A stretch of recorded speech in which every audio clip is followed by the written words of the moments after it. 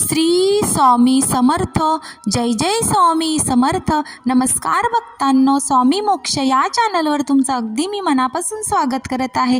हे स्वामीराया सर्वांना चांगली बुद्धी द्या, आरोग्य द्या, ही स्वामीचरणी माझी प्रार्थना.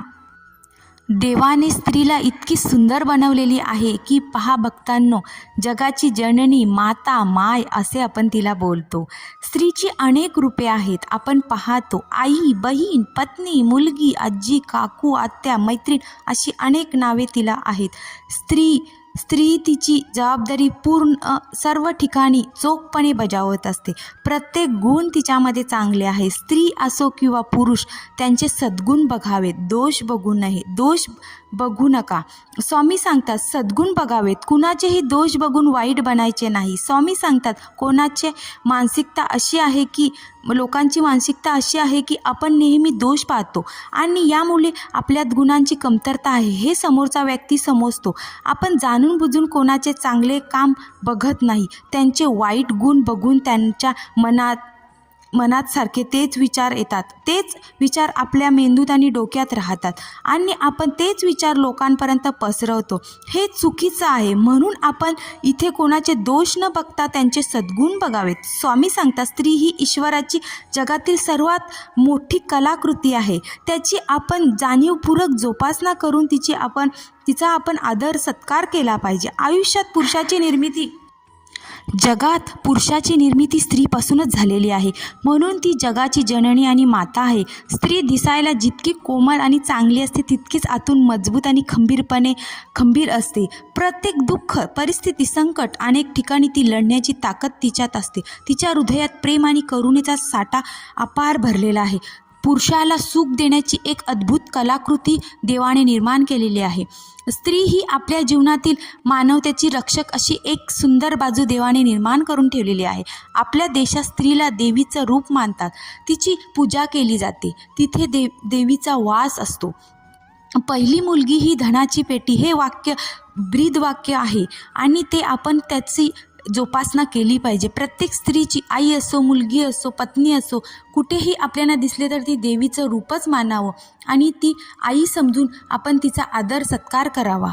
तर पहा भक्तांनो, ज्या घरामध्ये नेहमी आर्थिक संकट येतात तिथे त्या घरामध्ये स्त्रीचा मान सन्मान होत नसेल म्हणून तिथे आर्थिक संकट येतात.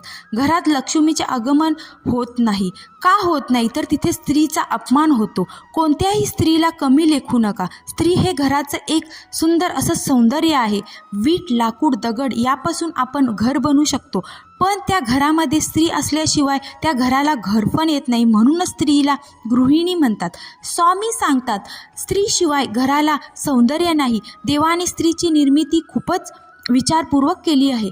देवाने स्त्री निर्माण करण्यात खूप वेळ घेतला होता, त्यामुळे तिच्यात कोणत्याही गुणांची कमतरता नाही. देवाला विश्व निर्माण करायला एक क्षणसुद्धा लागला नाही, पण जेव्हा स्त्री निर्माण करायला त्याला इतका खूपच वेळ लागला तेव्हा देवाचा सेवक देवाला म्हणाला की तुम्हाला विश्व निर्माण करायला एका क्षणात तुम्ही निर्माण केलं, पण काय असं आहे जे तुम्ही निर्माण करणार त्याच्यातून तुम्ही इतके त्यामध्ये व्यस्त आहेत. हे देवाला त्याचा सेवक सांगतो. तर एक स्त्री निर्माण करायला इतका वेळ का तुम्ही घेता? तेव्हा देवाने त्या दूताला सांगितलं की माझी ही सर्वोत्तम म्हणजे मी जी निर्माण करणारी वस्तू आहे ती सर्वोत्तम आहे.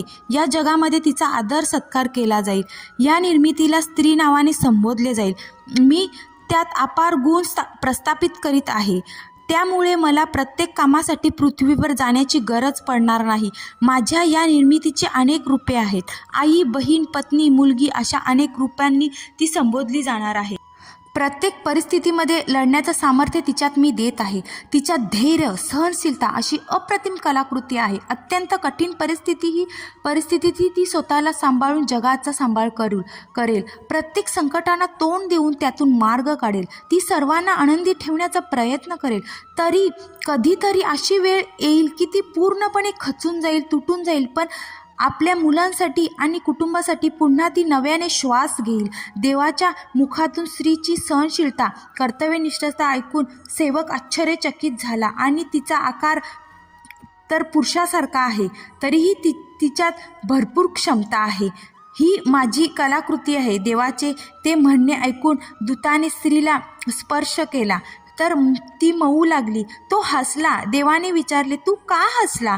मग दूत म्हणाला, प्रत्येक परिस्थितीशी लढू शकते, परंतु तुम्ही जे बनवलं आहे ते खूपच नाजूक मला दिसतं.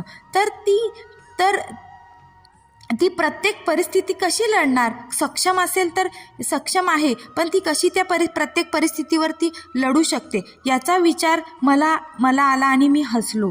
विचार करतो, पुरुषापेक्षा खूप कठोर असेल, पण फुलासारखी मऊ आहे. जितकी मऊ असेल तितकी ते आतून मजबूत आहे. तिचे ध्येय आणि संयम सहनशीलता तुम्हाला दिसेलच. तर पहा भक्तांनो, देवाने आपल्याला म्हणजे इतकं सुंदर घडवलेलं आहे की म्हणजे प्रत्येक परिस्थितीला आपण तोंड देणार आहोत. पुरुष हा इतका खंबीर नसतो, स्त्रीच ही खंबीर आहे. आपल्या घराची एक म्हणजे अशी एक सुंदरता आहे की ती जर तिथे नसेल, कुठल्याही घरामध्ये जर स्त्री नसेल तर त्या घराला घर पण येत नाही. तर पहा भक्तांनो, माझा हा व्हिडिओ तुम्हाला कसा वाटला तर कमेंट्स बॉक्समध्ये श्री स्वामी समर्थ लिहायला विसरू नका आणि माझ्या चॅनलला लाईक करा, सबस्क्राईब करा आणि शेअर करायला विसरू नका. श्री स्वामी समर्थ. जय जय स्वामी समर्थ.